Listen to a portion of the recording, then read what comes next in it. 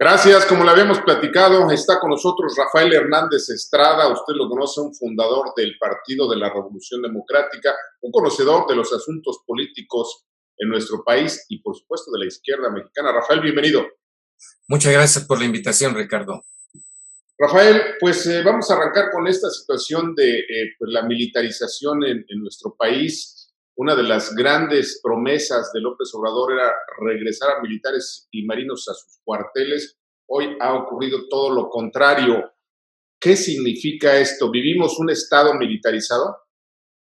Avanzamos hacia el mismo, Ricardo, es muy preocupante. Efectivamente, López Obrador prometió regresar en 6 meses a militares y marinos a sus cuarteles, pero por el contrario, los ha sacado, les ha encargado tareas muy distintas a las que originalmente deben tener los cuerpos castrenses, y ahora no solamente se dedican a la seguridad pública que está prácticamente en sus manos, sino a todo tipo de tareas que el presidente les ha asignado, funciones netamente civiles que están en manos de los militares.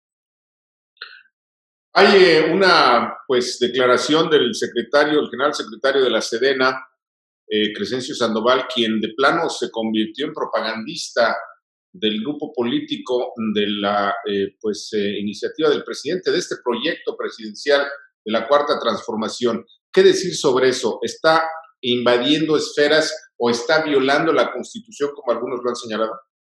Así es, está de hecho cometiendo dos graves violaciones a la Constitución.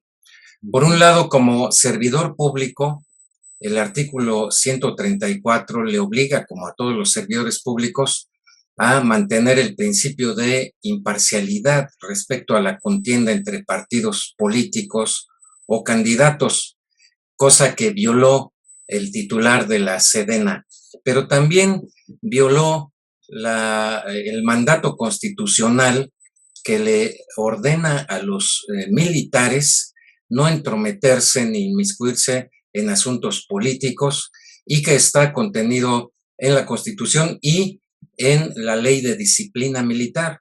Hay allí entonces dos violaciones flagrantes, porque el secretario de la Defensa Nacional se ha convertido en un propagandista de López Obrador y de su partido Morena. Pero además, el pasado fin de semana, Rafael Hernández Estrada, el propio secretario regañó al gobernador de Guanajuato. Le llama la atención como si se tratara del presidente quien está ordenándole a un subalterno. ¿Dónde queda ahí pues la división de poderes? ¿Dónde queda pues esta separación de los estados y demás? ¿Qué está pasando ahí? Mira, hay un proceso de centralización del poder que lleva a cabo el presidente López Obrador. La concentración de funciones de obra pública, de programas sociales, todo orientado a la persona del presidente. Y este proceso de centralización viola el federalismo, el pacto federal, viola la autonomía de los gobiernos estatales, ignora a los gobiernos municipales, y lo más preocupante es que junto con ello se está dando esta militarización del país, que no son dos asuntos o dos procesos independientes entre sí, van juntos de la mano: la centralización en manos de todo el poder para el presidente y la militarización. Y por eso hay una gran preocupación de que México se dirija hacia un gobierno militar. Inclusive yo podría decir que en algún aspecto ya estamos ante un cogobierno en el que está a la cabeza el presidente de la República, cogobernando con los militares. Dices, Rafael Hernández Estrada, que es preocupante, pero no vemos los ciudadanos esa preocupación expresada en acciones, por ejemplo, en el Congreso. en movilizaciones, en protestas. ¿Dónde están los opositores frente a este riesgo de la militarización?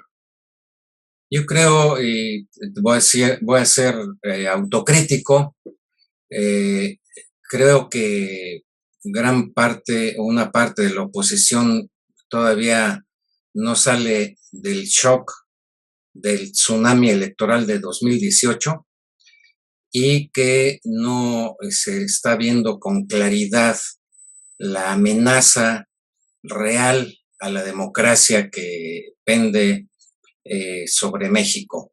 Creo que hace falta espacios como este y otros espacios públicos para hacer conciencia y esperar. Yo tengo confianza en que la oposición en la Cámara de Diputados y en el Senado impugnen por inconstitucional toda esta serie de medidas centralistas y espero que haya la suficiente presión de opinión pública para que la Suprema Corte de Justicia así lo declare y que en su momento pues también haya una reacción de la población para protestar en contra de esta deriva autocrática.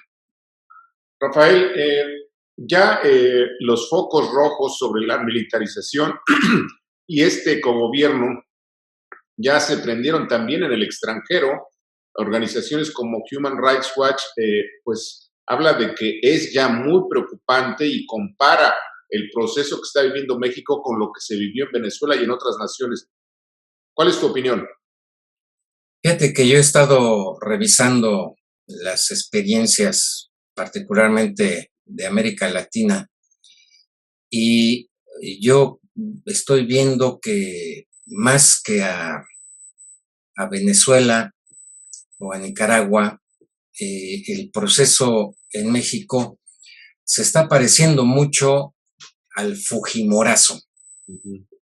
El golpe de Estado, no contra el presidente, sino el golpe de Estado a favor del presidente, como lo hizo en su momento Fujimori cuando era presidente de Perú, y le dio golpe de Estado a todos los poderes y solamente quedó él con el apoyo inestable, en el caso de Perú, de los militares, pero el proceso que está siguiendo en México avanza mucho, lamentablemente, hacia ese camino. Por último, en este bloque, en un minuto, Rafael Hernández Estrada, hace algunos años quienes cuestionábamos la eventualidad de que López Obrador se convirtiera en un dictador, pues nos decían que estábamos locos, que estábamos fuera de la realidad, etcétera, etcétera. Hoy, pues todo indica que podemos avanzar hacia una dictadura, empezando por una reelección. Hace unos días el presidente del Tribunal Electoral dijo que es saludable y democrática la reelección. Sí, aunque habrá que precisar que se refería exclusivamente a la reelección de legisladores. En México no está prevista la reelección presidencial. De hecho, yo te quiero decir que parte de la irascibilidad que estamos viendo en estos días por el presidente de la República en sus constantes exhibiciones mañaneras, se debe, o yo lo atribuyo, a un tropiezo que tuvo su proyecto en las elecciones de junio de este año, las elecciones pasadas. Él pensaba que iba a arrasar su partido y que iba a tener la mayoría calificada prácticamente solo con los diputados de Morena, y no lo consiguió ni con sus rémoras. Y eso implica, querido Ricardo, afortunadamente, que la acariciada reelección constitucional por lo pronto quedó cerrada. Y eso explica un poco posiblemente el enojo que muestra cada vez más agudo López Obrador. Si nos permites, Rafael, vamos a una pausa y volvemos. ¿Cómo no, Ricardo? No se vaya, tenemos más.